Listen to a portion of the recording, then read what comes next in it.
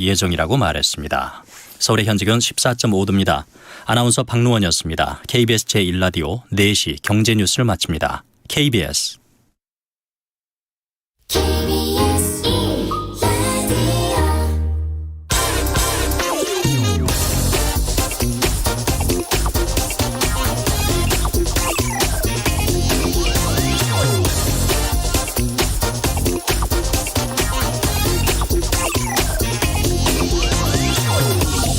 이창용 한국은행 총재 후보자가 어제 귀국하면서 이런 말을 했습니다. 그간 한국은행의 금리 결정은 우크라이나 사태가 전면전으로 이렇게 확대되지 않을 것이란 그런 전제하에서 내려진 것이다. 또 미국의 기준금리 인상과 중국 경제 회복이 부진한 것도 우리 경제의 위험 요소다라고 말이죠. 경기가 좋지 않은 상황에서 금리 인상을 계속 추진하는 것은 바람직하지 않다. 이런 식으로 좀 해석될 여지가 좀 있습니다. 어느 나라 어느 정부든 돈이 풍부하게 돌아야 정치적 인심을 얻을 수 있기 때문에 저금리를 선호하게 마련입니다. 그런 이유로 세계 각국이 이걸 방지하기 위해서 중앙은행을 행정부와 별개의 독립적인 기관으로 두고 있는 것이고요. 그런데 30년 전 일본의 부동산 거품이 잔뜩 부풀어 오를 당시에 금리를 올려야 한다는 경고에도 일본 중앙은행은 금리 인상의 타이밍을 놓쳤고 그 결과 오늘날 일본을 이 꼴로 만들어놨습니다. 명심할 것은 현재 우리나라의 소득과 비교한 이 부동산 거품 그리고 가계부채 상황은 30년 전 일본보다도 훨씬 더 심각한 상태입니다. 네, 경제와 정의를 다잡는 홍반장, 저는 KBS 기자 홍사원입니다. 홍사원의 경제쇼 출발하겠습니다. 유튜브 오늘도 함께 갑시다.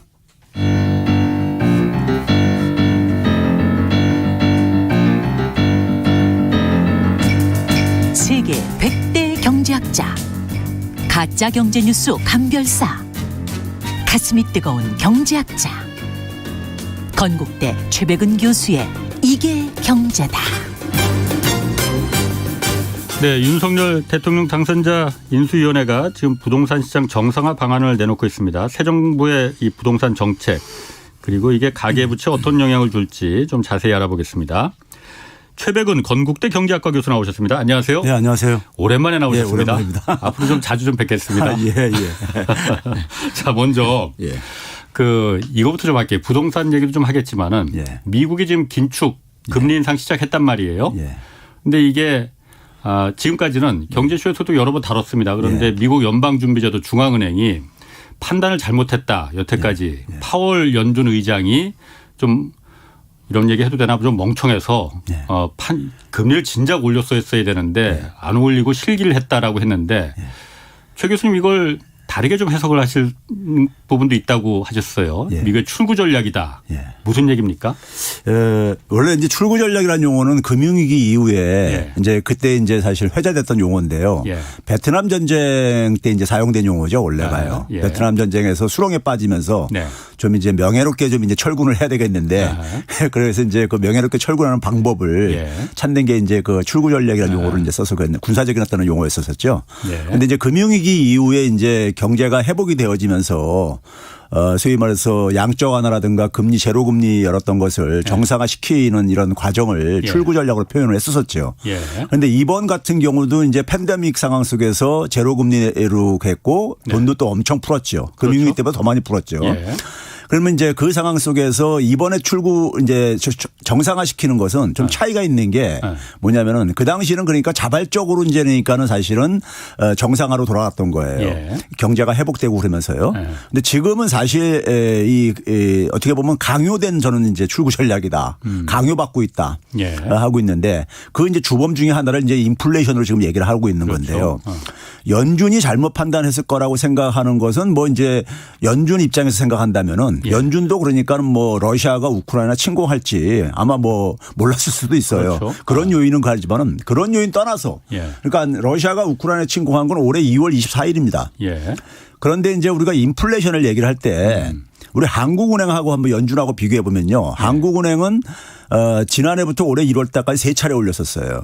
기준금리를요. 그렇죠. 선제적으로. 지난해 8월 달, 11월 달, 1월 달 올렸는데 한국이나 미국이나 다 물가 목표치는 2% 이내 관리입니다. 2% 이내 관리인데 2%를 넘어서기 시작한 것이 지난해 이제 그러니까는 3, 4월 봄 넘어가면서부터입니다. 지난해 봄 넘어가면서부터 이제 물가 1년 전부터 그렇죠. 넘어갔었어요. 네. 넘어갔는데 그때 이제 그러니까 뭐냐면 미국하고 우리하고 차이가 뭐냐면은 네. 우리가 지금 최근에 이제 소비자 물가가 그 2월 달께 가장 최근 건데 아직 3월 달 건 아직 안 나왔으니까요. 예. 미국이 7.9 우리가 한 3.7이니까는 우리보다 2배 더 높습니다. 미국이요. 그리고 미국 같은 경우는 지난해 3월 달부터 이제 물가 목표치를 넘어섰지만은 4월 달부터는 4%대 그다음에 5%대 막 이렇게 계속해서 이렇게 이제 그러니까 고공행진했었어요. 예. 그러니까 러시아가 우크라이나 침공 전부터 이미 그러니까는 물가 상승률이 고공행진을 했어요. 예. 우리나라는 2%대 넘었을 때 한 번 인상을 했어요. 8월 달에 인상했을 때가요. 예. 그리고 이제 3%대로 넘어가면서 소비자 물가 상승률이 두 차례를 인상을 했던 겁니다. 예. 그런데 미국은 4%, 5%, 6%대까지도 인상을 안 하고 있었다가 올해 3월 달에 이제 돼서 이제 그러니까는 한 번 올린 거 아닙니까요? 그렇죠. 그렇죠? 그랬는데 이 상황에서 우리가 이제 일반 사람들이 좀 이제 너무 단순히 생각하는 게 연준이 그러니까는 금리를 결정할 때 기준은 흔히 이제 우리가 고용하고 물가 안정 이렇게 그렇죠. 이제 그러니까요. 이 두 가지를 기준으로 이렇게 생각하다 보니까는 하는데 고용과 물가 안정에 영향을 미치는 요인들이 굉장히 많아요. 굉장히 많단 말이에요. 네. 그리고 이제 무엇보다도 지금 최근에 그러니까 지난해 그러니까 쭉부터 지금까지 물가가 이렇게 인플레이션이 높은 것은 사실 우리가 이 통화량 통화량 그 공급에 의한 요인이라기보다는 공급층 요인이라고요. 예. 공급층 요인이요. 그러니까 이제 우리가 흔히 이제 많은 사람들이 생각하는 게 인플레가 생기면은 경제학 교과서에 이제 화폐적인 현상이라고 이렇게 돼 있다 보니까 돈을 많이 풀면 화폐 가치가 떨어지니까 이렇게 돼 있는데 우리가 금융위기 이후에도 돈을 엄청 풀었는데도요. 물가 목표치가 안 넘어갔었어요. 안 발생했었어요. 왜 그러냐면은 돈이 안 돌거든요. 돈이 안 돌아요. 화폐 유통수라는 게 계속 떨어졌습니다. 그건 지금도 마찬가지예요. 지금도 화폐 유통선 떨어지고 있기 때문에 화폐적인 요인은 아니란 얘기예요. 화폐적인 요인이 아니란 얘기예요. 그리고 공급층 요인 그러니까 우리가 팬데믹이라든가 아니면 이제 우크라이나 전쟁으로 인해 가지고 발생한 어떤 공급층 요인, 원자재 가격이라든가 유가라든가 이런 문제니까 소위 생산 원가들이 이제 올라가고 이제 이런 것들이죠. 이런 요인이기 때문에 어떻게 보면 이론적으로 보게 되면은 긴축을 한다고 해가지고 인플레를 억제하는데 효과가 있겠는가? 이게 의문시 되는 거예요, 사실은요. 긴축한다고 금리 올린다고 해서 석유가 어디서 터져 나오겠느냐. 그렇죠. 아니 유가가 떨어지겠냐 이거예요. 그렇죠. 이런 점에서 그러니까는 지금 그러니까 우리가 뭐 그래서 반도체 공급에 그러니까 문제 같은 경우도 차량 반도체 이것도 그러니까 무슨 긴축한다고 해서 이 문제가 해결되는 건 아니잖아요. 그렇죠. 그런 점에서 이제 그러니까는 긴축을 한다고 해가지고 그러니까는 그 이게 잡힐 인플레라면은 당연히 할 수도 있겠지만은 그렇지 않은 측면이 하나가 있다는 거를 하나 우리가 좀 이제 고려를 해야 된다는 얘기입니다. 하나는 많은 사람들이 그냥 그러니까는 인플레 생기면 그러니까 어쨌든 간에 긴축을 해야 된다는 이렇게 기계적으로 이렇게 튀어나와요 반응이. 두 번째를 또 말씀하실 거군요. 그렇죠. 두 번째 말하기 전에 잠깐 제가 하나 먼저 궁금한 거 좀 물어볼게요. 어제도 잠깐 이 얘기를 했었는데 과거에 그러니까 금융위기 때 하여튼 돈을 많이 풀었을 때 돈을 그냥 많이 풀었는데도 버냉키가 헬리콥터에서 돈 뿌리듯이 막 풀고 그랬을 때도 이게 인플레가 발생하지 않았단 말이에요. 그거는 그때는 인플레가 발생하지 않았는데 지금은 인플레가 발생한 게 변수가 하나 있었다는 거예요. 옛날에는 돈을 푸는데 은행을 통해서 풀었다. 그러다 보니까 시중에 화폐가 돌지를 않았고 그냥 은행에서 왔다 갔다만 해서 자산 가격만 거품만 이제 키웠던 거고 지금은 미국 같은 경우에 직접 국민들 호주머니에 돈을 꽂아주었지 않았느냐. 은행을 통해 재정을 통해서 직접 집행하지 않았느냐. 그러니까 이게 시중에 돈이 실제로 돌았다라는 반론이 있었거든요. 저도 이제 그런 얘기 들었어요. 들었는데 그거를 설명할 수 있는 게 화폐 유통속도 같은 거예요. 화폐 유통속도라는 게 돈이 그렇죠. 일정 기간 동안에 몇 회전 하느냐 이 문제거든요. 그런데 이게 지금 계속 떨어지고 있어요. 지금 뭐냐면 직접 주머니에 꽂아뒀는데도 현금을 받아도 저축할 수 있는 거잖아요. 그렇죠. 우리나라처럼 소멸성 지역화폐로 주면 쓸 수밖에 없지만은 거기 현금 주면 현금 저축하죠. 많은 분들은요. 그러니까 화폐 유통속도 수치가 지금 계속 떨어지고 있다 이거예요. 데이터상으로는. 데이터상으로. 네, 알겠습니다. 그런 점에서 이제 그거고요. 두 번째는. 그다음에는 이제 뭐냐면은 이 금리를 올렸을 때 미국 같은 지금 우리가 보게 되면은 이 이 소위 말해서 장단기 금리 역전을 굉장히 많이들 얘기를 하고 있잖아요. 지금 뉴스에도 많이 나옵니다. 예, 이게 많이 나오고 있잖아요. 예. 지금 이제 보게 되면 어제 기준으로 보게 되면은 거의 붙었어요. 그러니까 예. 우리가 흔히 장단기 금리를 이제 사용할 때 지표를 사용할 때 그러니까 미국 국채 2년물하고 10년물 수익률을 되게 이제 그러니까 기준으로 많이 삼는데 예. 그것만 삼는 건 아니지만 그걸 주로 삼는데 예. 그게 거의 0.04니까 거의 붙어버렸어요. 거의 붙어. 원래는 당연히 그러니까 장기 10년짜리가 금리를 더 많이 줘야 되는 거잖아요. 그렇죠. 이자라는 것은 어차피 시간에 대한 보상이거든요. 그렇지. 시간이 예. 길어질수록 금리가 높아진다는 것이 교과서적인 저거죠. 10년간 내 돈이 묶여 있어야 그렇죠. 되니까. 묶여 있으니까 예. 그만큼 보상을 많이 받아야 되는 예, 거죠. 예. 그렇기 때문에 이 격차가 되게 이제 그러니까 금리가 기준금리 올리면은 가치들 다 이렇게 올라가는 게 정상적인데 그렇겠죠. 예. 이게 그러니까는 2년물 금리는 빠르게 올라가고 예. 10년물 금리도 올라가긴 하는데 이건 느리게 올라가다 보니까 이게 격차가 자꾸만 이렇게 축소가 되는 거죠. 예, 예. 축소돼서 지금 거의 붙은 상태. 그리고 장중에 뭐 일부 역전도 역전까지도 됐다 됐어요. 뭐 이런 얘기 나오고 그러잖아요. 예, 예. 그러면 그걸 가지고 많은 전문가들이 가는 건 뭐냐면 경기 침체가 온다 이렇게 얘기를 하잖아요. 앞으로. 예. 그러니까 그래서 장기 금리가 안 올라간다는 얘기는 장기적으로 자금 수요가 줄어든다는 얘기거든요. 예, 예. 그래서 이제 경기 침체의 신호로 이제 해석을 한단 말이에요. 네네. 그러면은 연준 입장 속에서는 경기 침체 원하지 않을 거 아닙니까? 그렇죠. 당연히 안 그렇죠. 경기 침체 막아야 되는 거잖아요. 예, 예. 막아야 되기 때문에 그러면 장단기 금리 역전을 예. 연준이 그러니까는 선호할 일은 없을 거 아닙니까? 예, 예. 그렇죠? 그걸 전제로 한다면은 그럼 장단기 금리가 격차가 축소되기 시작한 게 언제냐면요. 지난해 3월 말부터입니다. 1년 전부터. 예. 1년 전부터 정확하게 1년 전부터네요. 예. 그러니까 그때부터 뭐냐면은 미국의 인플레율이 목표치를 넘어가기 시작했었어요. 넘어가기 시작하니까 예. 시장에서는 그러니까 이제 금리 올릴 수밖에 없다 이렇게 해석을 한 거죠. 예, 예. 해석을 해서 이게 이제 이렇게 격차가 축소되기 시작했어요. 그런데 그 당시에는 이미 연준에서는 금리 인상할 계획도 없었던 때란 그렇죠. 말이에요. 그런데 되게 장단기 금리가 역전되는 것은요. 어떨 때 역전되냐면요. 2년물 금리가 빠르게 올라가야 되는 거잖아요. 예. 그러면 기준금리 올릴 때 나타나는 현상입니다. 기준금리는 단기금리하고 연동돼 있으니까. 그렇죠. 예. 그래서 실제로 금융위기 전에도 보게 되면은 예. 2004년 6월 30일부터 이제 연준이 금리를 올리기 시작하거든요. 17차례를요. 예. 그때 이제 금융위기 전까지 쫙 올렸을 때 예. 그리고 그때 이제 이 장단기 금리 역전 이게 이제 격차가 축소되고 역전이 되고 그래요. 예, 예. 그러니까 되게 연준이 기준금리 올릴 때 장단기 금리 역전 현상이 생기는데 이번은 다르다 이거예요. 이번은 뭐냐면 금리를 인상하지도 않았는데 이게 이제 격차가 축소되기 시작한 거예요. 그 시장이 그러니까 얘네들 분명히 금리 올릴 거야 이렇게 그렇죠. 돗자리 깔아야겠네. 그렇죠. 그렇게 이제 해석을 한 거죠. 예, 예. 그런데 연준 입장 속에서는 앞에서 일본에서 얘기했듯이 이게 그러니까 금리 올린다고 인플레 잡힐 문제가라는 게 확신이 없는 거죠. 예? 없는 거고. 예, 예. 그다음에 뭐냐면은 작년까지만 해도 스탠스로 어쨌든 간에 이거 임시적이다 이런 표현을 썼잖아요. 일시적이라고 했죠. 일시적으로요. 곧 잡힌다고. 예, 일시적으로 이런 표현 썼잖아요.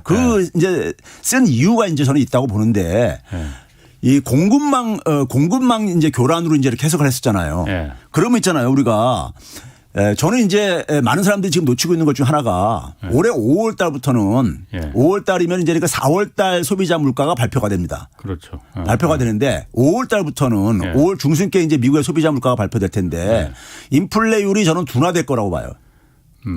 둔화될 거라고 봐요. 예. 지금 그러니까 우리가 7.9%는 2월 달이라든가 아니면 3월 달치가 거의 그러니까 정점일 거다.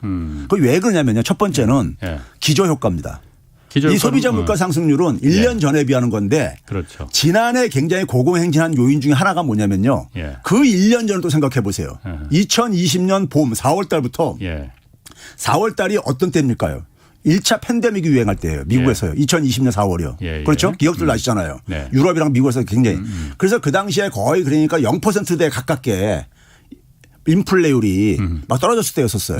그러니까 2021년은 기준값이 작으니까 올라갈 수밖에 없어요. 많이요. 그렇죠. 그 요인도 있다는 얘기예요. 그게 기저 효과죠. 예. 그러면 이제 그러면 올해 같은 경우는 작년에 많이 올라갔으면은 그 수치보다 많이 올라가기가 힘들죠. 증가율로는 힘들다 이거예요. 그래서 기저 효과로 인해서 이게 꺾일 가능성이 있고 그다음에 지금 뭐 소비 심리도 좀 둔화되고 있다잖아요.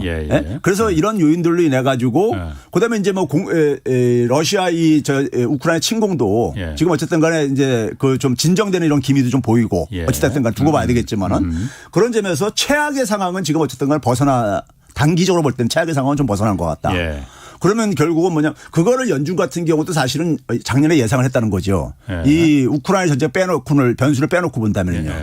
그랬을 때 그러니까 이게 그러니까 올 1년 지나고 나면 내년 정도 되면은 예. 다시 그러니까 이게 진정이 될 거다. 이렇게 봤던 거죠. 그러면 그랬을 때 그러니까 우리가 금리를 올렸을 때 거기에 대한 그러니까 우리가 반대급부를 생각해야 되고 그러니까 소위 말해서 이익가는 그 손실을 좀 생각해야 되는데요. 예. 먼저 제가 볼 때는요. 미국에 지금 갖고 있는 문제를 우리가 한번 좀 생각을 해보자 이거예요. 미국이 지금 돈을 엄청 풀어서 미국 정부 부채가 굉장히 지금 심하다는 건 다들 알려있는 얘기잖아요. 그렇죠. 알려있는 얘기인데 그러니까 GDP 대비 그러니까 120%가 넘을 정도로 지금 예. 돼 있으니까요. 예. 그러면 그 상황 속에서 미국도 그러니까 정부 부채를 줄여야 되는데 예. 정부 부채라는 게 GDP분의 부채액이란 말이에요. 예. 그럼 부채액을 상환을 해야 되는데 상환할 것은 이게 보이지가 않거든요. 막막하지. 계속 적자가 지금 누적되고 있는데 오히려. 예. 그럼 분모를 늘릴 수밖에 없어요. 분모를 빠른 속도로요. 이걸 예. 줄이려면요. 근데 이제 그러면 우리가 인플레가 높아지게 되면은 우리가 그 국가 부채 비율 할 때 GDP는 경상 GDP입니다. 평상시에 쓰는 우리가 GDP 실질 GDP가 아니라 소위 말해서 그러니까 일반 그러니까 실질 GDP에다가 플러스 물가 상승률을 더한. 아, 물가 상승률을 더한. 우리가 예를 들어서 내가 부채가 그렇지. 1,000만 원 있다 했을 때 내 예. 소득을 그러니까 화폐 단위로 간 거를 하지 실질 물가 고려해서 하는 소득 아니잖아요. 예. 그럼 뭐냐면 인플레가 일어나게 되면은 우리가 흔히 경제학 교과서에서도 인플레이션 상황 속에서는 그러니까는 채무자가 더 유리하다 이런 말을 하잖아요. 화폐 가치가 떨어지니까. 화폐 가치 떨어지고 그러니까요. 예. 그러니까 분모 이 GDP가 빠르게 증가할 수가 있다고요. 예. 예? 빠르게 증가할 수 있는 거예요. 예. 그러니까 미국 국가 채무 부담을 굉장히 완화시킬 수가 있죠. 자연적으로 줄어들었네. 예. 그래서 올해 같은 경우 보면 제가 볼 때 많이 줄어들 것 같아요. 미국에. 왜냐하면 그러면 미국 정부가 국가 부채를 줄이기 위해서 다른 방법이 없으니까 인플레를 그냥 방관했다. 아니 그것만은 아니지만은 예. 그거리가 하나니까 어쨌든 간에 이 혜택의 측면도 우리가 고려해야 된다 이거예요. 예. 거기다 또 한 가지 뭐냐면요. 미국 정부가 어쨌든 간에 부채액이 예. 규모가 크다 보니까는 이자가 낮아졌어도 네. 그 부채에 대한 이자 부담이 예. 만만치는 않지만은 그래도 많이 떨어졌어요. 그렇죠. 과거에 90년대 말에는 4%가 넘었었습니다. GDP 대비요. 국가 부채에 대한 그러니까 이자 비용이요. 예. 근데 지금은 뭐냐면 2%대까지 내려가 있어요. 그 이러면 이자율이 많이 내려갔기 때문에. 그렇죠. 그런데 이자율이 이 내려간 상황 속에서 미국이 뭐냐면 단기 국채를 많이 발행했어요. 단기 국채를. 왜 그러냐면은 단기 금리가 낮아졌었으니까요. 아, 그러니까. 제로 금리 막 이런 상황 속에서 단기 금리로 발행하는 게 낫지요. 단기 국채로요. 장기 국채는 어쨌든 계속 좀 높았었으니까. 그렇죠. 그러다 보니까 지금 향후 4년 내지 6년 사이에 미국이 상한에 대한 부채가 집중되어 있어요. 아, 그래요? 예. 집중되어 있어요. 딱딱 맞아 떨어지는데 뭔가. 상한 국채들 예. 그 데이터가 있으니까는 예. 그게 보게 되면 한 2025, 6년까지 앞에 거의 다 집중돼 있어요. 아하, 예. 그럼 이게 만기가 돌아오게 되면 상환을 해야 되는데 그러면 이걸 금리를 올리게 되면은 이 단기 국채들이 이자 부담이 증가한다 이거예요. 예. 그러니까 정부 부담 입장 속에서 볼 때는 지금 금리 안 올리는 게 물가 상승도 어쨌든 간에 그냥 이렇게 방치하는 게 이득인 측면도 있다 이거예요. 그런데 물가가 그렇게 올라가면은 정권 위협이 될 수가 있는 거잖아요. 바이든 행정부가 지금 물가 때문에 인플레 때문에 굉장히 인기가 시들시들하잖아요. 예. 그러니까 이제 그랬을 때 이제 그러니까는 제가 이제 그렇다고 해서 금리를 안 올린다는 얘기가 아니라 그러면 이제 우리가 이제 그다음에 봐보세요. 그러면 이제 어쨌든 긴축은 해야 되는데 긴축하는 방법도 여러 가지가 있다 이거예요. 금리를 인상하는 방법이 있고 통화량을 해소하는 방법이 있잖아요. 그렇죠. 예? 금리를 올리는 것도 통화량 해소하기 목적이니까요. 그럼 금리도 그러니까 단기 금리를에다가 방점을 찍을 거냐 장기 금리에다 방점을 찍을 거냐. 이것도 금리 정책을 쓸 때 고려를 해야 돼요. 그다음에 통화량 해소도 어떤 통화량을 해소할 것이냐. 연준이 대개 그동안에 푼 돈을 보게 되면은 한 5조 팬데믹 이후에 한 5조 8천억 달러 정도를 지금 뭐냐면 국채에다가 투입을 했고요. 그렇죠. 그다음에 한 2조 7천억 달러 같은 경우는 MBS 주택 시장에다가 투입을 했어요. 그 주택 담보로 받은 채권. 그렇죠. 채권에다가 이제 그러니까 매입을 했으니까요. 그러면 어느 쪽에 돈을 그러니까 회수하는 것을 더 바람직하냐. 저 같으면 주택담보채권을 회수할 것 같아요. 그러니까 저도 그렇게 생각을 하는데요. 그러니까 이 방법이 안에 세부적으로 들어가게 되면은 세부적으로 그러니까 여러 수단을 갖고 있다 이거예요. 여러 수단을 갖고 있는데 우리는 그냥 일반적으로 많은 사람들은 그냥 금리 인상만 얘기를 한다. 이게 주구장창 얘기를 하고 앉아 있다 이거예요. 자, 그러면 이제 우리가 아까 얘기했듯이 단기 금리를 빠르게 올리면은 지금 그러니까 우리가 빅스텝 해가지고 0.5% 올릴 거다 하게 되면요. 이거 장단금리 역전 바로 일어납니다. 그렇겠네요. 그러겠어요. 지금 거의 다 붙어버렸는데요. 그렇죠? 그러면 이걸 원하겠냐 이거예요. 연방준비제도가 미국의 경기가 수렁에 빠지는 걸 원하진 당연히 않을 테고. 그렇죠. 그러면 단기 금리의 빠른 인상은 좀 주저할 수밖에 없다 이거예요. 그걸 예. 거부하는 게 아니라 예. 어쨌든 간에 인플레이션에 대해서 뭔가 조치를 취하라고 자꾸만 압력이 들어오니까는 예. 그거를 어쨌든 간에 하는데 가능하면은 속도를 최소화시키고 싶을 게 아니겠습니까? 예. 그렇죠? 그다음에 이제 뭐냐면 두 번째는 뭐냐면 장기 금리 중에서 예. 장기 금리도 아까 얘기했듯이 10년물 금리가 있고 예. 일반적인 시장의 장기 금리의 바로미터는 뭘로 쓰냐면 10년물 국채 금리를 사용합니다. 그렇죠. 근데 이게 이 10년물은 같은 경우는 왜 이게 중요하냐면 기업들 설비 투자에 영향을 미치는 금리예요. 예. 그럼 마찬가지로 이 금리가 올라가게 되면은 설비 이 금리가 투자가 올라가면 기업 떨어지네. 투자 저거에 부담 주니까는 미국도 그러니까 좀비 기업들이 많거든요. 예. 그러니까 이제 그 금융 비용도 높아질 거고 어쨌든 간에 예. 그러면 이제 그런 상황 속에서 10년 금리도 예. 많이 올리고 싶은 마음은 없을 것 같다 이거예요. 제가 볼 때는요. 예? 예? 이런 상황 속에서 결국 뭐냐면 그러면 금리 인상 속도는 가능하면 어쨌든 간에 최소화시키고 싶은 마음이 있을 거라는 거고 예. 그러면 결국 통화 긴축. 예. 통화량을 회수하는 방향. MBS 그러니까 주택담보채권. 국채를 팔 거냐 예. MBS를 팔 거냐 할 때 예. 국채 지난번 그러니까는 그 소위 금융위기 이후에도요. 예. 국채보다 MBS를 더 적게 사들였음에도 불구하고 예. 팔 때는 MBS를 더 많이 팔았어요. 예. 더 많이 팔았어요. 이 출구 전략 상황에서요. 예. 그럼 이번에도 그러니까 근데 우리가 팬데믹 상황 속에서 주택 가격이 굉장히 많이 급등했거든요. 그렇죠. 굉장히 급등했습니다. 금융위기 이후보다 훨씬 더 급등을 했어요. 그럼 이것도 연착륙 시켜야 될 필요가 있는 거잖아요. 긴축 모드로 가게 되면 어차피 이게 하강하는 거는 불가피하니까는. 예. 근데 연착륙을 시켜야 된단 말이에요. 예. 연착륙 시킬 목적도 그러니까 달성을 하려면은 MBS를 그러니까 MBS를 시장을 예? MBS 시장을 그러니까 건드리는 게 그 효과도 달성할 겸 해가지고 바람을 좀 주택 빼는 거죠. 시장을 연착륙시키는 거하고 주택 MBS 그 주택 담보를 잡은 채권을 파는 거하고 무슨 상관이 있나요? 그러니까 이제 연준이 보유하고 있는 MBS 채권을 예. 팔 게 아닙니까? 예. 팔면 통화량을 해소하는 거죠. 그렇지. 통화량이 들어올 예. 게 아닙니까? 근데 MBS 채권을 팔게 되면 MBS 채권 가격은 떨어질 게 아닙니까? 그 채권 가격이 떨어지지. 당연히. 떨어지고 예. 시장이 주택 시장의 많아지니까. 자금 공급도 그만큼 줄어들 게 아닙니까요? MBS 시장에 MBS 시장에 그렇죠. 채권 가격이 떨어지니까 떨어질 뿐만 아니라 자금 예. 공급도 줄어드는 효과가 있는 거죠. 예. 그동안에는 왜 그걸 샀냐면은 자금 공급하기 위한 거예요. 주택 시장 유지하기 위해서요. 그런데 MBS 채권 가격이 떨어지게 되면은 MBS의 모기지 금리는 올라가지요. 예. 올라가죠. 그러니까 결국은 뭐냐면 주택 시장에는 그만큼 부담이 좀 증가하는 거죠. 부담이 증가하는 거죠. 그래서 결국 뭐냐면 주택 시장은 좀 그러니까 연착륙을 시키자 하는 이런 이제 좀 목표도 있을 거라 이겁니다. 이게 그러니까요. 금리가 어차피 올라가는 상황 속에서 10년물 금리가 올라가게 되면 일반적으로 모기지 금리도 같이 올라갑니다. 그렇게 올라가나 어차피 그러니까 주택 시장은 긴축의 영향을 받을 수밖에 없다. 그렇죠. 필요가 있으니까. 그렇죠. 그래서 그랬을 때 가장 제가 볼 때는 가장 영향을 적게 미치면 부정적인 영향을 적게 미치면서 긴축에 좀 그러니까는 좀 흉내를 낼 수 있는 게 저는 이 MBS를 매각을 해가지고 통화량을 회수하는 이 방법이 가장 이제 선호할 거라는 것을 이제 그러니까는 이걸 전제로 이제 하면서 그 다음에 이제 뭐냐면은 연준이 그러니까 지금 제가 아까 그랬잖아요. 5월 달부터는 인플레이션이 그러니까는 둔화될 겁니다. 수치가요. 그러니까요. 지금 뭐 7.9% 말이 가던 게 갑자기 이제 5% 내려오고 그랬어요. 꺾였다 이런 이제 시장이 이렇게 나올 겁니까요. 꺾였다. 그리고 이제 하반기로 가면 갈수록 더 꺾일 겁니다. 예를 들면 하반기에 더 인플레이션이 높았었거든 작년에 기저효과로 인해 가지고요. 그러면은 인플레이션율이 여전히 목표치는 위에 있지만은 꺾였다는 것이 시장에 주는 신호. 그렇죠. 그럼 뭐냐면 연준이 그러니까는 소위 말해서 그 긴축 압박을 좀 부담을 덜을 수가 있죠. 그러면 지금은 그러니까 많은 전문가들이 5월 달 가게 되면 0.5% 올릴 거다. 빅스텝 갈 거다. 막 이런 얘기도 하고 앉았잖아요. 그런데 다들 그렇게 얘기합니다 지금. 그런데 지금 4월 달에 연준 FOMC가 없습니다. 없는 달이에요. 그러니까 저는 시간 딱 이게 절묘한 게 3월 달에 원래 0.5로 올렸어야 되는데 우크라이나 전쟁 핑계 대고서 0.25만 올린 거잖아요. 그러면서 뭐냐면 4월 달에는 없어요. 건너뛸 수가 있는 기간인 거예요. 그리고 5월 달에 있단 말이에요. 그러니까 시간을 일단 버는 거예요. 한 달은요. 근데 5월 달에 마침 뭐냐면은 인플레이율이 꺾일 수 있는 시점이라 이거예요. 그러면 이제 그때 가서 인플레이율이 꺾였을 때 그러면 연준이 받는 금리 인상의 압박은 좀 덜어질 거라 이거죠. 그렇겠네. 만약 꺾인다면은. 그렇죠. 그러면 이제 그러니까 연준이 저는 굉장히 지금 고개를 하고 있다고 봐요.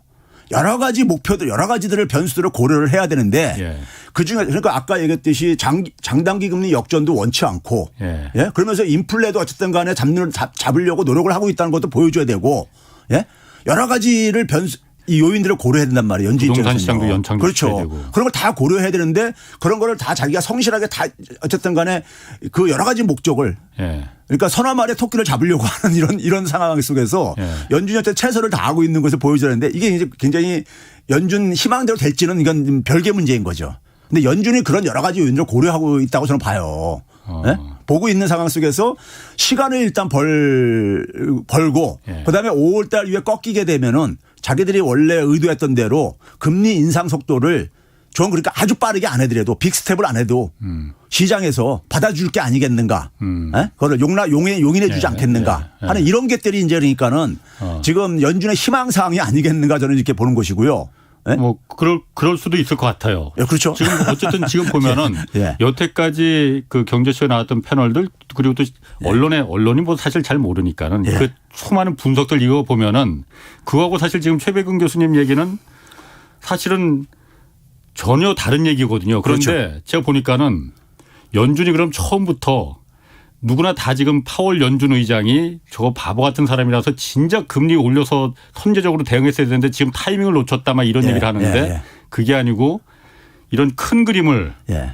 미리 갖고 있어서 도랑치고 가재뿐만이 아니라 가재도 잡았고 지금 개구리도 잡았고 올챙이도 다 잡았구나. 그렇죠. 다 잡으려고 하는 거구나. 라는 얘기인 거죠. 예, 예. 아, 이거. 그러니까 너무 이제 그러니까는 예. 연준에서 그러니까 그 역할을 통화정책의 역할을 받는 분들은 예. 일반 사람들이 생각하는 거 이상으로 많은 변수들을 고려를 해야 할 수밖에 없잖아요. 그렇죠. 그 자리라는 것이요. 예. 그런데 일반 사람들이 너무 단순화시켜 가지고 예. 그냥 그러니까 금리만 집착을 그럴 수 하다 있습니다. 보니까는 예. 금리가 빠른 속도로 인상해야 될 게 아니겠는가. 예. 그리고 인플레로 인해 가지고 의도하지 않은 이제 시장에 대한 얘기를 못 하지만은 예. 의도하지 않은 효과도 지금 누리고 있단 말이에요. 그렇죠. 누리고 있는 국가 부채도 지금. 이거 굉장히 큰 부담인 거거든요. 그렇죠. 예, 굉장히 큰 부담. 더군다나 미국이 대외 부채가요. 예. 16조 달러가 넘습니다. 예. 16조 달러가. 그럼 미국의 통화가치가 떨어지는 것도 마찬가지로 덕보는 거예요. 이런 상담되는 문제를 거군요. 자연스럽게 해결을 하는 게 원래 국가 부채를 해결하는 교과서적인 처방 중에 하나가 인플레이션입니다. 맞아요. 돼 예. 있어요. 예. 그러니까 그거를 근데 대놓고 얘기할 수는 없잖아요. 예. 근데 그것을 상당히 지금 누리고 있는 거란 말이에요. 아, 재밌네. 재밌습니다. 예? 자, 야, 오늘 이거 할 얘기가 좀 더 많은데. 예. 그러면은 어쨌든 미국이 그러면은 연방준비제도가 원래는 지금 기준금리를 껑충껑충 막 이제 올릴 것이다 해서 내년에 심지어는 4% 5%까지도 예. 간다고 얘기를 했었는데 그렇지 않을 가능성도 있다라는 얘기이신. 지금 봐보세요. 연준이 최근에 지난 5년 동안에 중립금리라는 게 있습니다. 예, 있습니다. 중립금리라는 게 그러니까 쉽게 얘기하면요. 소위 말해서 우리가 잠재 성장률 정도로 해석하면 돼요. 예. 그러니까 최대 성장할 수 있는 거. 그때는 금리의 상한선 정도로 생각하면 됩니다. 예. 인플레이션 유발 안 하면서요. 그러니까요. 그걸 이제 그러니까 2.3으로 내렸거든요. 2.5에서요. 좀 내렸습니다. 내렸다는 얘기는 그만큼 미국 경제의 성장 잠재력이 약화됐다는 거예요. 예. 성장 잠재력이 약화됐는데 2.35%로 했는데 4% 5%? 이거 감당하겠습니까? 미국 경제가요. 예. 이거는 그러니까 이거는 너무 우리가 인플레에만 주목을 해가지고 미국 경제가 그러니까는 이게 커다랗게 침체에 빠지는 것에 대한 것은 너무 가볍게 생각하는 거죠. 연준이 어떻게 그거를 가볍게 생각할 수 있어요. 그렇죠? 일반 사람들은 그냥 인플레 문제만 너무 집착하다 보니까는 4% 5% 쉽게 얘기하는데 4% 5% 의미하는 게 엄청난 거란 말이에요. 그렇죠, 미국 경제가 그렇죠. 감당할 수 없는 금리 제가 볼 때는요. 연준이 그러니까 금융위기 전에도 최대 올린 게 2.25에서 2.5였었어요. 2018년도에. 예. 금융위기 이후에 그러니까는 소위 말해서 양적 완화를 중단하고 난 다음에 2015년에 1년에 한 번 올렸었고요. 2016년에 한 번 올렸었고 2017년에 3차례 올리고 2018년에 4차례 올립니다. 그리고 나서 이제 장단기 금리 격차가 이게 줄어들기 시작해요. 예. 그러니까는 연준에서 다시 뭐냐면 2019년도에 팬데믹 이전에 이미 금리 제차를 내렸었어요. 예. 2.5%까지 상단을 올리니까는 예. 죽는다고 아우성하는 좀비 겹들이 나타난 거예요. 예. 그러니까 그 당시도 2.5도 그러니까 감당하기 힘들었는데 그게 중립금리 수준이었었어요. 예. 근데 4 내지 5% 지금 이게 감당할 수 있는 거냐고 미국 경제가요. 감당하기 힘든 저거라 이거예요. 그러면 그 부분은 그러니까 연준이 고려를 안 할 것 같냐 이거예요. 그런 상황이 그러니까 만약에 우리가 70대 말이나 80대 초처럼 아주 인플레이션이 굉장히 심했던 시기라면은 그 금리를 막 올리겠지만은 지금은 그러니까는 이게 이 인플레이션이 그렇게 그 당시처럼 이렇게 지속될 가능성이 높지가 않은 저거란 말이에요. 예? 그러니까 소위 말해서 통화량에 의해서 생기는 인플레 효율은 별로 없다 이거예요. 여기 이번에도요. 마찬가지로요. 공급적 문제다. 예. 그러니까 이건 해결될 거다. 금방. 그렇죠. 예. 그러면 이제 이 상황 속에서 제가 이제 또 한 가지 이제 주목을 하는 것은 뭐냐면은 자, 어쨌든 간에 연준이 긴축을 한다고 할 때 통화량을 해소하던 금리를 단기 금리도 그러니까 저는 올리는 거를 배제하는 게 아니라 인상 속도가 일반 사람들이 생각하는 것보다는 그렇게 빠르지 않을 수도 있다. 이걸 고려해야 된다는 얘기고요. 그러면 어쨌든 간에 긴축은 진행된다 이거예요. 진행됐을 때 타격을 보는 게 어디냐. 이게 뭐냐면 이제 신흥시장 국가들이죠. 신흥국가들이 지금 뭐냐면 이중적인 어려움이 있는 게 뭐냐면은 어쨌든 간에 긴축을 한다는 얘기는 자금이 유출된다는 얘기잖아요. 그렇죠. 자금이 이제 그러니까 유출된다는 얘기인데 거기다 또 한 가지는 뭐냐면은 우크라이나 이 침공으로 인해 가지고 식량 가격이 곡물 가격이 굉장히 지금 그러니까 상승 압력으로 지금 있어요. 신흥국가들 같은 경우는 대개 이제 소득이 낮은 나라들이기 때문에 우리가 과거에 금융위기 터지던 해에 당시 에그플레이션이라는 용어가 있었었죠. 당시에도 뭐냐면 농산물 가격이 막 식량 가격이 올라가지고 키니지에서 막 그러니까 막 폭동이라고 막 이랬었잖아요. 자태민 혁명 나오고. 예, 그랬었잖아요. 그러니까 그런 게 하게 되면 먹고 살기 힘든 민중들이 이 봉기를 일으키고 막 그럴 수가 있는 거잖아요. 그럼 이제 그런 이제 요인도 지금 그러니까 같이 신흥시장 국가에는 여러 가지 요인들이 지금 이제 이게 나쁜 요인들이 이렇게 축적되어 있는 상황인 거예요. 상황 속에서 그러면 그렇게 그쪽에서 특히 경상수지가 안 좋은 나라들 지금 보니까 우리가 그래서 이 그 무역 수지가 적자인 나라라든가 경상수지가 적자인 나라 이런 같은 나라들 같은 경우는 자금 유출이 더 이제 빨라질 수가 있죠. 그럼 신흥국발 위기가 생겼을 때 결국 어떤 현상이 생기느냐 자금이 안전자산으로 이동을 하죠. 달러네. 네, 달러로 가잖아요. 달러로 가는데 달러 중에서 가장 안전자산의 표준이 뭐냐? 10년물 국채입니다. 10년물 국채. 그럼 10년물 국채에 대한 수요가 증가할 수 있다 이거예요.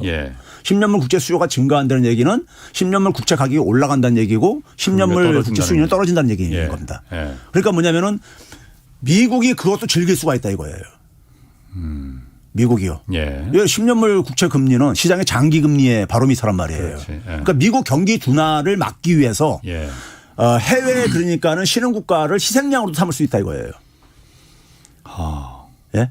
그러니까 미국은 그러니까 자국의 문제를 해결하기 위해서 자국의 문제를 여러 가지 문제를 해결하기 위해서 선택할 수 있는 변수들이 굉장히 여러 가지도 있고 또 여러 가지 문제가 중첩되어 있는데 그거를 굉장히 그러니까 이 소위 말해서 굉장히 고차 함수를 지금 풀고 있는 거라 이거예요 지금요. 고차 방정식을 지금 풀고 있는 거죠 지금. 미국의 이익을 위해서. 그렇죠. 당연히 미국의 이익을 위해서 가죠. 거기에 그러니까는 무슨 미국 이익보다 더 우선할 수 있는 외국의 이익은 없는 거죠. 국제 뭐 이 금융 환경에 이것도 미국에 부정적인 영향을 미쳤을 때 그것도 고려하는 것이지 그렇지 않을 경우에는 경우에는 미국이 그거를 그러니까 우선순위에 놓을 수가 없는 거죠. 없을 때 그러니까 우리가 소위 말해서 이 긴축을 했을 때 우리가 과거에도 2013년도에도 그러니까는 소위 말해서 발작 현상을 우리가 그 당시도 얘기했었잖아요. 그러면 이번에도 그러니까는 그런 것들이 돈이 너무 풀렸거든요. 돈이 많이 풀린 게 신흥국에서 자금이 회수될 때. 그래서 이미 그래서 우리가 해외에서는 이코노미스트라 이런 데서는 지금 신흥국가들 그러니까 이 취약성을 쫙 수치화해 가지고 거기 리스트에 그러니까는 이 수십 개 국가들을 리스트를 순번을 정해놓고 있어요. 아르헨티나 1순위, 스리랑카 2순위, 우리나라도 끼어 있어요. 이집트하고 스리랑카는 이미 IMF에 구제금융을 신청을 했다고 하고. 그러니까요. 그런 나라들이 쭉 이렇게 리스트가 이렇게 만들어지고 있어요. 리스트에서 우리나라 몇 등이에요 지금? 우리나라가 보게 되면은 그 우에서 가게 되면은 한 20번 정도는 있는 것 같아요. 20 몇 번 정도 있는 것 같아요. 그럼 꽤 높은 순위에 있는 거죠. 그렇죠. 문제는 뭐냐면은 대만이나 싱가포르는 없다는 거. 우리나라는 있고.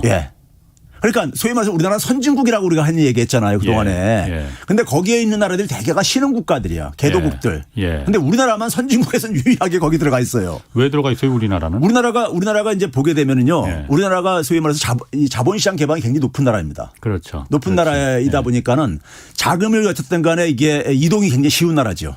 이동이 쉬운 나라이다 보니까는 거의 그게 이제 한 가지 문제가 있고 반면에 방어 능력에 있어서 제가 이제 평상시에 얘기하는 게 화폐 주권을 얘기를 하는데 화폐 주권이 우리는 굉장히 신경을 안 써요.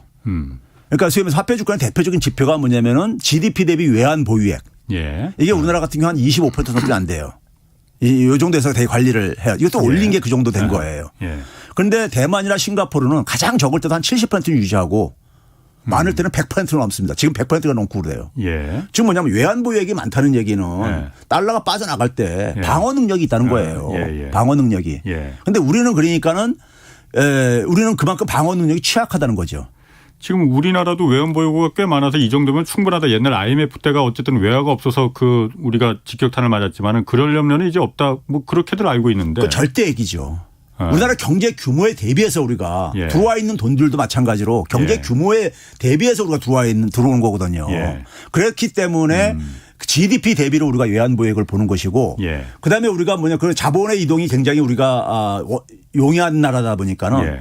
대외 채무액도 그러니까 장기도 많지만은 네. 장기로 우리가 돈을 빌려온 것들 같은 경우도 그 내부 약관을 좀 봐야 돼요. 예. 중간에 해소할 수 있는 성격이 있는지 없는지 이런 것들도요. 예. 근데 어쨌든 간에 그 대외 채무도 굉장히 취약한 요인 중에 하나로 이제 포함될 정도로. 예. 대외 채무도 그러니까요. 그러니까 이제 그런 점에서 그 우리나라가 어쨌든 간에 그 이 취약 국가들 예상되는 취약 국가들에 포함되어 있고 또 하나는 뭐냐면 중국 리스크에 굉장히 취약한 나라. 예. 그러니까 우리나라가 이제 1순위로 돼 있어요. 1순위로.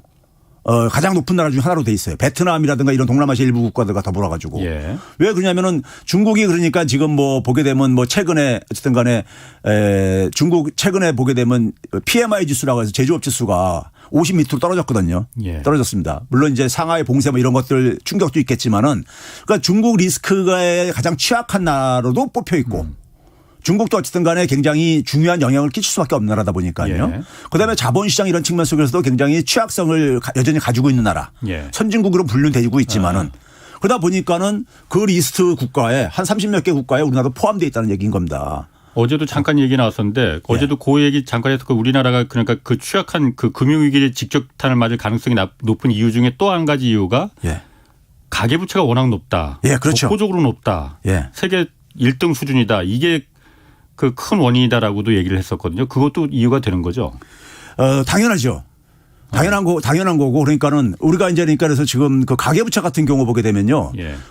지난해 3분기까지가 나왔는데 예. 국제결제은행에서 그러니까는 43개국을 그러니까 주요 국가 43개국을 통계를 내는데 지난해 3분기 거까지 나왔는데 106.7%니까 거의 107%예요. GDP 대비요. 예. 이게 몇 번째냐면은 그 세 번째인가 네 번째예요. 43개 국가 중에서요. 예. 근데 대개 그 100%가 넘는 나라들이 북유럽 국가들이에요. 네덜란드, 덴마크 뭐 이런 나라들이요. 이런 나라들이요. 스위스로 이런 나라들인데 이런 나라들하고 우리가 흔히 이제 국내 전문가들이 저쪽하고 저쪽은 저렇게 높은데 왜 아무 문제 없느냐 이런 얘기할 때 흔히 그동안 전문가들이 얘기했던 게 뭐냐면 그쪽은 사회보장이 잘 돼 있어가지고 사회복지가 잘 돼 있어가지고 가계가 그러니까 방어 능력이 있다 뭐 이런 얘기하는데 그거는 아니고요. 그건 사실 아니고 거기에 대한 연구들이 많이 있습니다. 유럽에서. 내용을 연구해 보니까는 뭐냐면은 사실 사회보장이나 공공지출이 많은 나라는 프랑스 같은 나라예요. 프랑스가 제일 많아요. 유럽에서는요. 그런데 이제 그게 아니라 결과는 보니까는 이 일자리 문제예요. 일자리 문제. 그러니까 뭐냐면은 우리나라 보게 되면은 이제 그러니까 그 이 고용률 인구 중에서 그러니까 몇 사람이 일자리 잡고 있냐 봤을 때 보게 되면 대개 이제 가계부채를 그 방어할 수 있는 그 연령층이 우리가 흔히 말해서 25세에서 54세 한참 일할 나이 이 핵심 노동력이라는데 이들의 고용률이 우리나라 같은 경우 보게 되면 74%이 정도는 안 됩니다.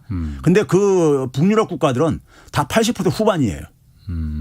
즉 뭐냐면 일자리가 굉장히 탄탄하게 뒷받침되고 있다. 소득이 있으니까는 그렇죠. 부채가 있어도 갚을 그렇죠. 그게 되는 거죠.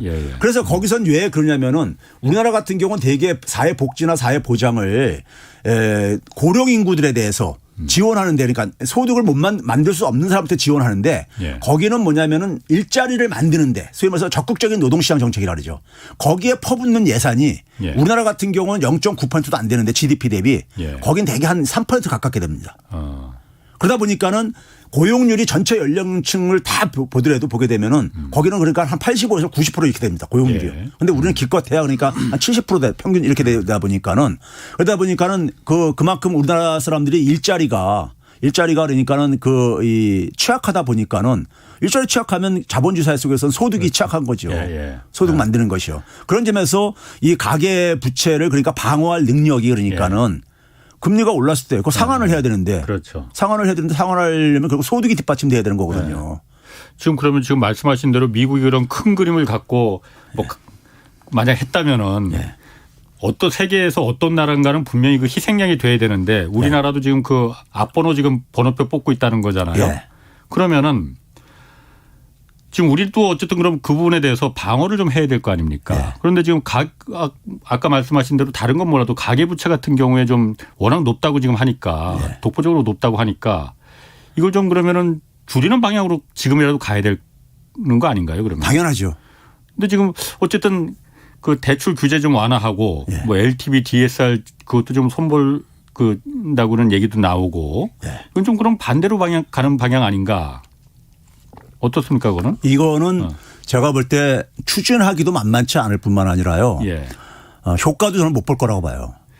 어쨌든 그 추진하는 효과는 무주택 실수요자들한테 사다리를 걷어 찾으면 안 되는 거 아니냐.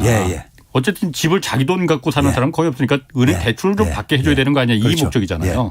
근데 우리가 무주택자들의 실수요자들한테 주택 구입을 좀 지원해 주자는 거 다 언론처럼 맞는 얘기죠. 그런데 실수요자들이 진짜 원하는 것은 주택 가격을 좀 낮춰주는 거잖아요. 당연히 그렇다. 그게 우선이죠. 대출을 많이 해 주는 것보다 그게 더 우선인 거 아닙니까? 그럼 지금 현재 뭐냐면 주택 가격이나 전세 가격이 하향 안정화되는 지금 상황이란 말이에요. 하향 안정화되는 상황이고 집값은 지금 이미 너무 높단 말이에요. 너무 높아요.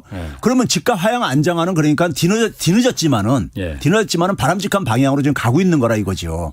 거기다가 뭐냐면 이번에 그러니까는 윤석열 팀에서 얘기하는 이제 이 부동산 정책에 나오는 얘기들이 뭐냐면 과거에 MB라든가 박근혜 정부 때랑 비슷한 이제 그러니까 이런 정책들을 다시 또 얘기하고 있는 거란 말이에요. 뭐 빚내서 집사라 뭐 얘기도 나와요. 아니 뭐 지금 우리가 규제 완화 뭐 이런 것들이 다 그러니까요.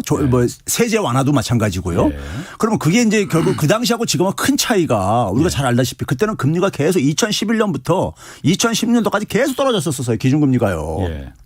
기억들 하실지 모르겠는데 한 번도 올라간 적 없었었어요. 근데 지금은 금리가 완전히 우리가 가파르게 올라가는 상황이잖아요.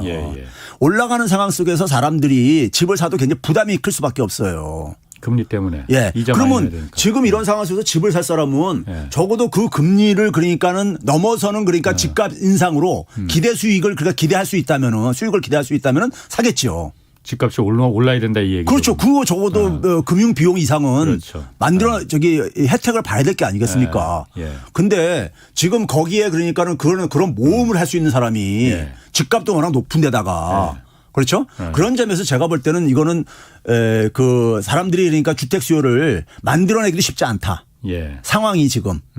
두 번째는요. 그리고 LTV나 DSR 이런 얘기 하는데 이거는 지금 그러니까는 문재인 정부의 규제 사항하고 관계없어요. 사실은요.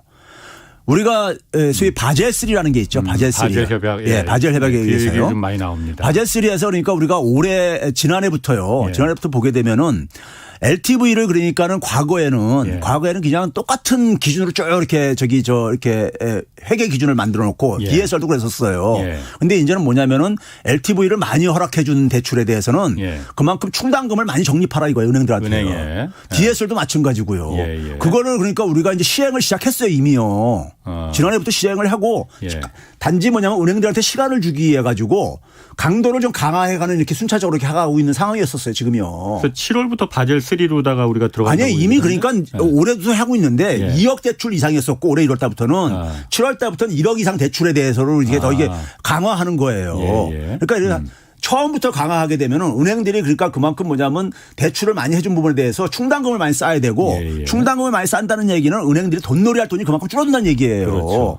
그러면 자금 소위 중개 기능이 자금에 그러니까 이 조달 비용도 올라가고 그럴 수밖에 없단 말이에요. 그러니까 이거는 그러니까는 바젤하고 약속한 대로 지금 이거 시행하고 있는 거예요. 근데 이거를 지금 그러니까 흔히 지금 윤석열 인수위팀에서 나오는 것이 그런 거 아니에요. 청년이라든가 생애 최초 주택 구입자들 이들한테 해주는 방법이 뭐냐면 DSR 수치를 그러니까 낮추기는 가다 보니까는 예. 이게 소득에 대비 그러니까는 원리금 상한 비율이잖아요. DSR이라는 것이요. 그렇죠. 총소득에 비해서. 상한 가능 능력이 얼마나 되냐 이걸 보자는 거예요. 그러니까요. 무조건 되고 빌려주지 말고 상한 능력이 있는 사람한테 빌려주라 이거 아닙니까? 그런데 이거를 하기 위해서 어떤 방식으로 하는 거냐? 분모에 대한 소득을 그러니까 더 많이 잡아주는 방법. 그러면 소득을 더 많이 잡아주다는 것은 무슨 말이냐? 내가 지금 그러니까 1년에 4천만 원인데 4천만 원 가지고 그러니까 대출 받는 게 별로 안 돼. 그러니까 뭐냐면 4천만 원을 한 너 지금 장기적으로 보니까는 아직 일할 나이가 많으니까는 한 8천만 원으로 계산도 되겠다. 뻥 튀겨준 거죠. 쉽게 얘기하면요. 예?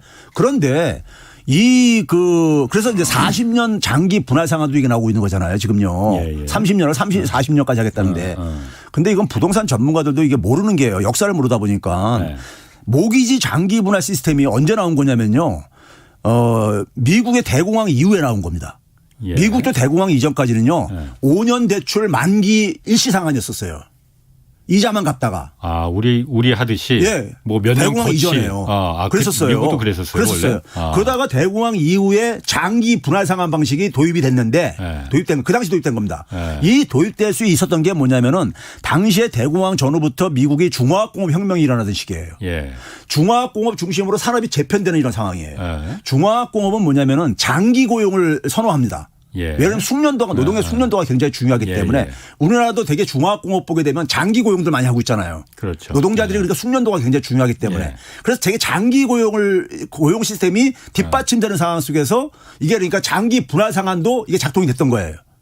이게 일자리가 그러니까 한 30년 일할 수 있어야지 30년 동안 분할 상환할 수 있는 거 아닙니까요? 이 분할 상환은 그러니까 원금도 분할 상환하는 거란 말이에요. 장기 모기지는요. 그런데 미국이 금융위기 터지면서 이 모기지 시스템의 문제를 이제 얘기하기 시작한 거예요. 뭐냐면 미국도 일자리 시스템이 약화된 거예요. 장기 그렇게 고용하는 게 별로 없고 그러니까는. 그러다 보니까 이걸 그렇게 개혁하려고 했는데 끝내 개혁 방안을 못 찾았어요. 이게 왜냐면 일자리 시스템이 뒷받침되지 않으면요. 우리가 그래서 30년을 늘려주는 40년을 늘려주는 건 좋은데 어쨌든 간에 원금도 다 나눠서 소득이 뒷받침돼야 되는 거잖아요. 소득은 일자리입니다. 그러니까 일자리 시스템이 그러니까 30년, 요새 40년씩 일하는 사람이 어디 있습니까? 직장 들어가서요. 그렇지. 그러면 분할 상환만 이렇게 늘려주고 소득에 뒷받침할 수 있는 기반을 안 만들어주고 하면은 그게 무슨 해법입니까요? 그렇죠? 그런 점에서 그러니까는 지금 국제 바젤 같은 데서는 그러니까는 상환 능력을 좀 보고하면서 그다음에 뭐냐면은 많이 대출해 줬으면은 거기에 대해서 그러니까 그 위험도가 그만큼 높을 수밖에 없으니까 많이 적립하라 이거예요. 돈을요. 충당을. 그럼 결국 뭐냐면 위험에 대비해서 결국 그러면 은행인이 그러니까 대출할 돈이 그만큼 운용할 대출 돈이 줄어드는 거예요. 그러네요. 그럼 별로 효과가 없는 거예요. 그러니까요. 그러니까 이게 별로 그러니까 효과도 못 보면서 그러면 결국은 주 타겟이 누구냐? 제가 볼 때는 아까 청년, 생애 최초 주택 구입자들 이들을 타겟으로 해가지고 빌려주겠다는 건데 소득 많이 인정해줘가지고 해줄 수 있어요. 그거는요. 그거는 뭐 정치적으로. 근데 그분들이 그러니까 얼마나 거기 호응할지 모르겠지만은 그렇게 해가지고 이런 정책이 나오게 되면 시장에는 어떤 심리가 형성됩니까요? 일단 다주택자라든가 집을 좀 처분할 계획이 있던 사람들이 지금 다 지금 다시 걷어들이고 있잖아요. 그러면 이게 매도 물량이 줄어들게 됨으로써 이게 그러니까 기대 심리가 형성되는 거 아닙니까요? 그러면 거기에 이제 그러니까 예를 들어서 만약에 일부 사람이 뛰어들었을 때 그 사람들 결국 집 처분할 수 있는 시간을 만들어 주는 거죠. 근데 이게 지속될 수 있는 거냐고요. 금리가 지금 그러니까 뭐 대출 금리가 6%가 넘었다는 게 뉴스에 나오고 있는 지금 상황이고 7%는 돌파할 거다. 금리가 지금 여기서 멈출 게 아니기 때문에 이런 상황 속에서 6% 7%면요. 이게 그러니까 이 이자가 이게 몇 년에 그러니까 2배가 되고 막 이런 금액입니다. 이자율이라는 것이. 그러면 그런 상황에서 그러니까는 사실 누가 그러니까 거기서 이게 추격 매수가 뒷받침 되겠냐 이거예요. 그러면 그걸 사신 분들도 아무리 청년이든 생애 최초 주택 구입자든 간에 자기가 산 주택이 가격이 떨어지지 않길 바랄 게 아닙니까요? 그렇죠. 떨어지면은 집은 날라가고 남는 건 빚밖에 없는데. 그러니까요. 그러면 결국 그 사람이 희생양이 되는 거죠. 뭘.